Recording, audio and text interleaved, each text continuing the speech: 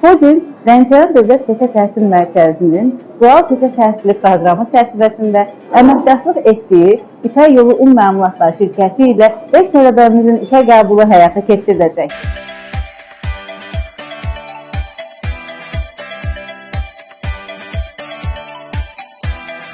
Mən Kəzimova Nigar, İpək Yolu Un Məmulatları şirkətində insan resursları mütəxəssisiyəm.